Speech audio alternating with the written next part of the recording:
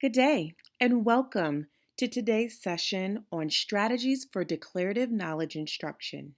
Today, I, your presenter, Kimberly Hodges, will help you to walk through a really brief overview of declarative knowledge learning. I believe that this may be a really helpful tool as you prepare your training modules for this spring. Our student learners will really appreciate this version of learning styles because it will help them to understand their community better, as well as connect to the content that you will be presenting them. So we'll first walk through what is declarative knowledge learning. What are the three subtypes of declarative knowledge learning? When should declarative knowledge learning be engaged? Learners construct meaning by linking new learning with existing knowledge. That is the crucial and most key piece of declarative knowledge learning. We're always connecting what we're trying to know and trying to understand with concepts and understanding that we already have. So our new knowledge is really connected to our old knowledge. Ways we understand declarative knowledge. Many of the ways in which we understand declarative knowledge are connected to explanations, lists, and tasks that we've had to do as we make understanding through summarizing and describing information. Many times, declarative knowledge is most connected to memorization. So we believe that we have to memorize many attributes or elements. Really, this type of knowledge is gained through meaningful experiences. The more impactful the experience, the more tangible and connected the learner will be to the information that they're trying to gain or that you as a trainer will desire for them to know.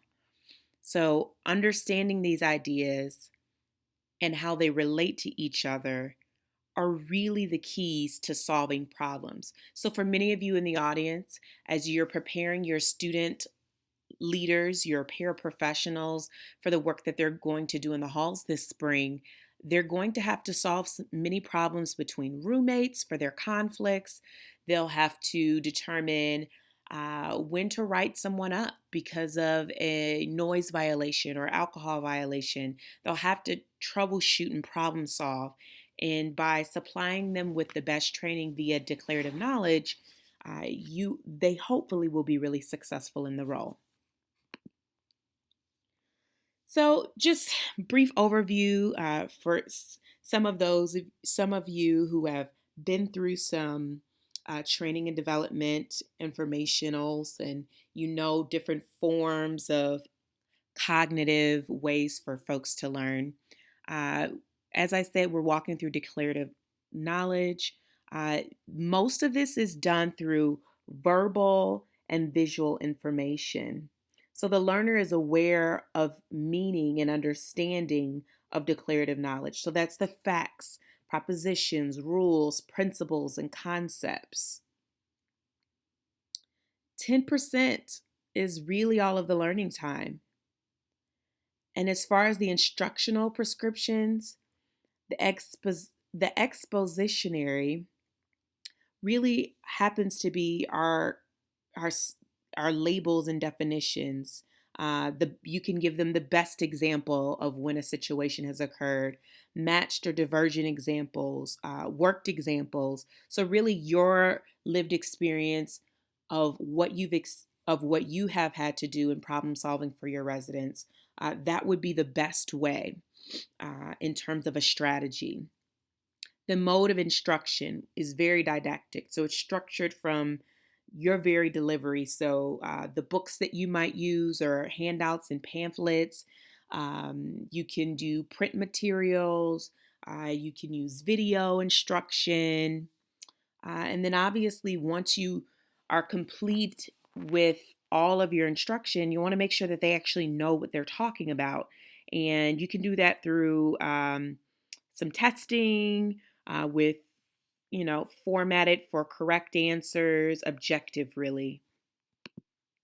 So, three types of declarative knowledge bases: labels and names, that's really just pairing information; facts and lists, which is describing relationships; And then the organized discourse, that's the thread of meaning running throughout your entire system. So as you see this little apple here, you see learning as one of the central words.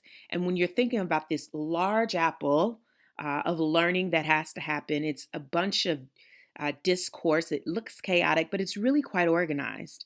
And so the value of learning runs throughout that entire thread. So for you, the value that might be running out through your trainings that you all provide for your peer professionals might be safety. It may be awareness and consciousness of social issues, maybe diversity.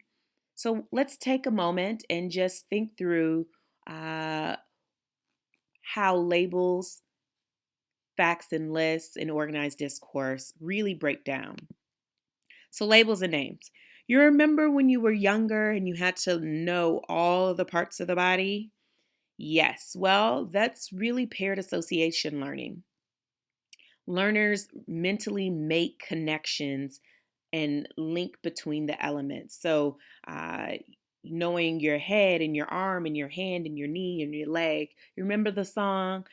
My head's connected to my shoulders, shoulders connected to my chest. So there are different ways that we remember through songs and labels and association, and those links help to make it more tangible and accessible to your learners. So think of ways that you can incorporate this into your segmented training. Keep the number of labels really low. Really brief, really concise, because they'll be able to retain more. They can't be really similar. So there's a complete difference between the head and the leg. Very little similarity there. So it's easy for us to remember. And the connection between idea pairs must be meaningful as well. So I know that I need my head and I know that I need my hand. So I think of head, eye and hand coordination, and that's really meaningful because I played softball. So try to make meaning for your learners. The next area is facts and lists. Everybody needs facts and lists, so you have to have the checklist.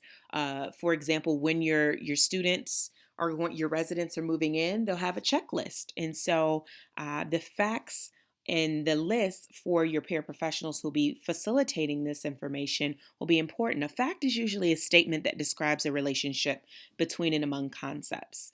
And then the list is a group of elements that must be remembered together. Both of these are integrated by using your prior knowledge. Who loves football? Raise your hand. And who knows that the biggest rivalry here at the University of Illinois is that with the University of Michigan? As you can see to the right here, keeping a tracking list of our wins and losses, these are facts based within a list. And so it'll be important that you do so with the content that you're presenting to your staff as well. Finally, organized discourse. This is an opportunity to comprehend a thread of meaning that runs throughout a really big body of information. Learning happens through reading text. It's not picturesque and not very imagery based as the last two were. And so it helps to facilitate a base of learning that for a different kind of learner that you might have on your team or your staff. Some folks are more visually based and some folks are more auditory based and some may learn best through reading. And this organized discourse is a form of descriptive learning that will help you to do so. So the learner can explain the meaning of what's happening, but with a current context. And then they can describe the history of the term or the history of that particular item that you're having them to learn. And then the learner can make connections between the conceptual knowledge and existing knowledge, just as with the other two of labels and names, and then also as before listed facts and lists and your labels and names as mentioned before. So finally, let's figure out how to implement this stuff. Determine what your instructional purpose is. Is it safety for your community? Is it relationship building? Arrange the information in recognizable patterns. So creating an opportunity for students to know and connect to the material in ways that creates a pattern because they'll be more attuned and more receptive to it. And then we're going to help them to fill in the gaps as we connect more information to it. So here's an example of a way that I've seen that your department actually already participates in providing declarative knowledge learning.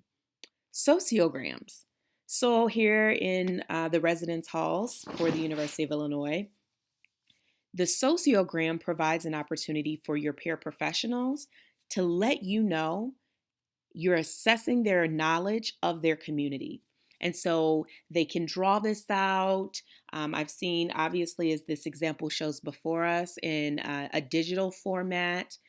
They take the names and the room numbers of each of their residents, and then they write descriptions and facts about them, and then they connect the residents on the floor. So Timmy in room 302 or 402, because we're looking at the fourth floor, is connected to Bobby in 405 because they both like football. And it looks like the RA always sees them go outside and play tag and flag football.